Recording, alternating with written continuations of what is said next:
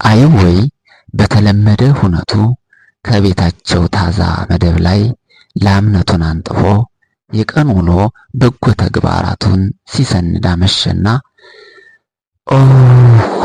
ኦሆሆሆሆይ ተመስገን አምላኬ ይህንን በጎ ሀቅ ሁሉ ለትውልድ ለአንባቢ በለው በማለት ፈጣሪውን አመስግነው ቀና ሲል የጣና ዳር ነፋስ ቀዝቃዛ ወላፈኑን አዝሎ ፊተ ገጹን አደረገው።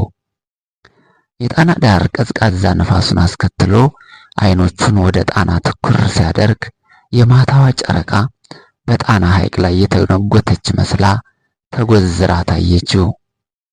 ወዲህ ደግሞ የጣና ሐይቅ ውሃ ሞገድ እየሰራ ከወዲያ ወዲህ ሲንከባለል እያየ አንዳች ማዕበላዊ የተመስጦ ስሜት የሰራ አካላቱን አረሰረሰው።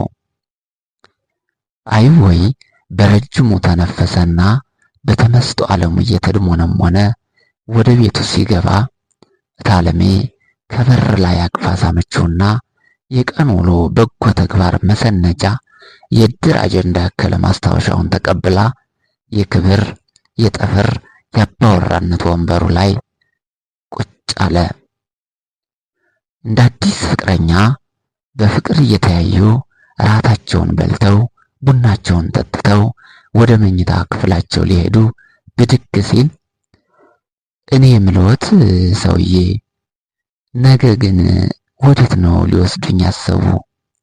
ቀድሜ የምዘገጃቸው ነገር ካለ ቢነግሩኝ አለች እታለሜ አይወይን በፍጹም ፍቅርና አክብሮት እየተመለከተች በግራ እጇ ፂማም ግንጭሉን እያሻሸች። አይወይ ወደ መኝታ ክፍላቸው ለመራመድ የቃጣ እግሩን መለስ አድርጎ ከጠፍር ወንበሩ ላይ ከእንደገና ቁጭ አለና እታለሜን ጎተት አድርጎ ከጭኖቹ ላይ አስቀመጣት። እታለሜ በባህል ልብሷ እንደተንሰረፈፈች አይወይን በሁለት እጆቿ አቅፍ አድርጋ አንገት ስሩን ሳም ስታደርግ ነበር። አባይ ዳር የተሰኘው መጽሐፍ ክፍል 1 የተጠናቀቀው።